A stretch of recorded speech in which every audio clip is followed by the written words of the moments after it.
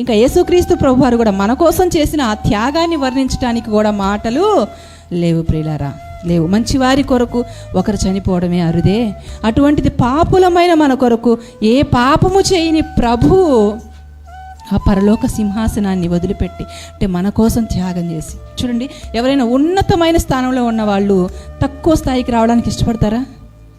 తక్కువ స్థాయిలో ఉన్న వాళ్ళు ఉన్నతమైన స్థితికి వెళ్ళడానికి ఇష్టపడతారు. కానీ యేసుక్రీస్తు ప్రభువారు ఉన్నతమైన స్థాయి కాదు, ఉన్నతమైన అత్యున్నతమైన సింహాసనం మీద ఆసీనుడైన ఆ ప్రభు సింహాసనాన్ని త్యాగం చేసేసాడండి. శరీరధారిగా మట్టి శరీరాన్ని ధరించుకొని ఈ లోకానికి మన కోసం వచ్చాడు. వచ్చి ఏం చేశాడు తెలుసా? ఆయన ప్రాణాన్ని కూడా త్యాగం చేశాడు. ఇంతకంటే గొప్ప త్యాగమూర్తి ఎవరు ఉంటారండి ఈ లోకంలో? ప్రాణాన్ని సైతం ఇచ్చేవాళ్ళు ఎవరుంటారండి? ఎంత ప్రేమించానంటే నేను, నా ప్రేమకు మాటలు లేవు, ఇదిగో చేతల్లో చూపిస్తున్నాను చూడండి అని ఆ కలువరి సిలువలో ఏమైపోయాడు? ఆయన బలైపోయాడు. కొంతమంది ప్రేమలు మాటలకే పరిమితం, దేవుని ప్రేమ మాత్రమే చేతల్లో చూపించాడు. ఆయన పరలోకంలో కూర్చొని ఐ లవ్ యూ అని చెప్పలేదు, ఈ భూలోకానికి వచ్చి ఇంత ప్రేమించాను అని చూపించాడు మన మీద.